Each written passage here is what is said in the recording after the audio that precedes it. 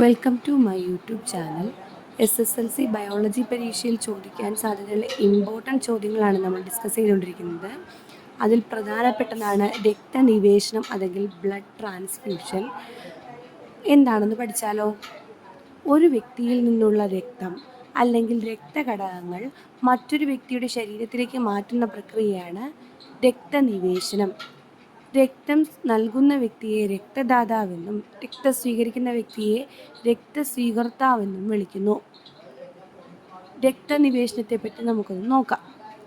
ചുവന്ന രക്തകോശങ്ങളുടെ ഉപരിതലത്തിൽ കാണുന്ന AB എന്നീ ആൻറ്റിജനുകളാണ് രക്തഗ്രൂപ്പുകൾക്ക് അടിസ്ഥാനം.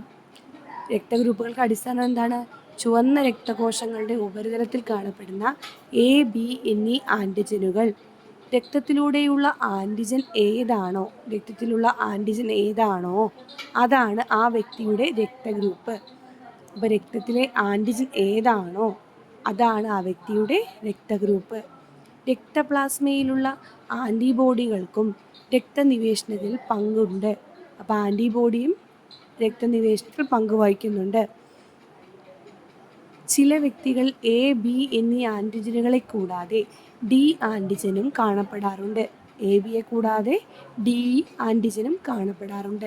D ആൻറ്റിജൻ ഉണ്ടെങ്കിൽ രക്തഗ്രൂപ്പ് പോസിറ്റീവും ഇല്ലെങ്കിൽ നെഗറ്റീവുമാണ്. D ആൻറ്റിജൻ ഉള്ളവർക്ക് രക്തഗ്രൂപ്പ് പോസിറ്റീവ്, D ആൻറ്റിജൻ ഇല്ലെങ്കിൽ നെഗറ്റീവുമാണ്. D ആൻറ്റിജൻ ആദ്യമായി കണ്ടെത്തിയത് റിസസ് കുരങ്ങിൽ നിന്നായതിനാൽ ഇതിനെ റീസസ് ഘടകം അല്ലെങ്കിൽ RH ഘടകം എന്ന് വിളിക്കുന്നു. RH ഘടകം എന്താണ്? D ആൻറ്റിജൻ ആദ്യമായി കണ്ടെത്തിയത് റീസസ് കുരങ്ങിൽ നിന്നായതുകൊണ്ട് ഇതിനെ റീസസ് ഘടകം എന്ന് വിളിക്കുന്നു. സ്വീകർത്താവിൻ്റെ രക്തത്തിൽ സ്വാഭാവികമായി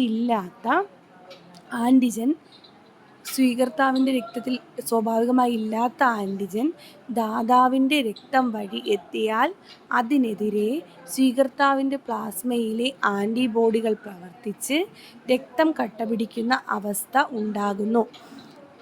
അപ്പോൾ സ്വീകർത്താവിൻ്റെ രക്തത്തിൽ സ്വാഭാവികമായി ഇല്ലാത്ത ആൻറ്റിജൻ ദാതാവിൻ്റെ രക്തം വഴി എത്തിയാൽ അതിനെതിരെ സ്വീകർത്താവിൻ്റെ പ്ലാസ്മയിലെ ആൻറ്റിബോഡികൾ പ്രവർത്തിച്ച് രക്തം കട്ടപിടിക്കുന്ന അവസ്ഥയുണ്ടാകും. അപ്പോൾ എന്താണ്? നമ്മുടെ ചേരാത്ത ഒരു ബ്ലഡ് ഗ്രൂപ്പാണ് ബ്ലഡ് സ്വീകരിക്കുകയാണെങ്കിൽ എന്താണ്? രക്തം കട്ടപിടിക്കും.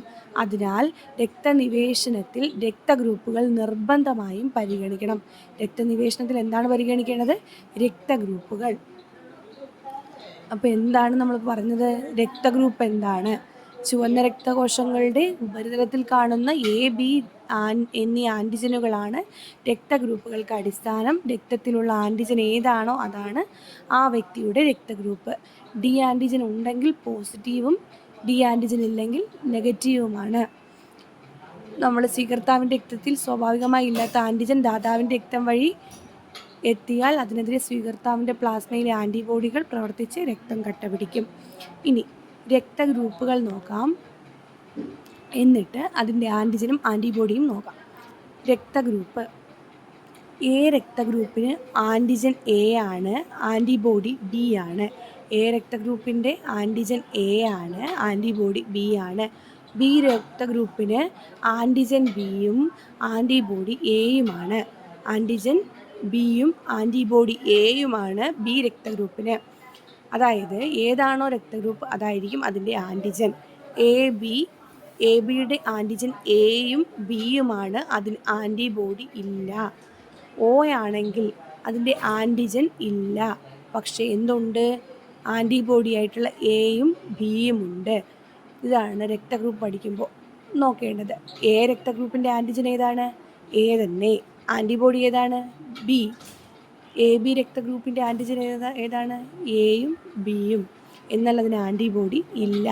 Oക്ക് ആൻറ്റിജൻ ഇല്ല, ആൻറ്റിബോഡി AB. ഇത്ര കാര്യങ്ങളാണ് ഇവിടെ നോക്കേണ്ടത്. Thank you.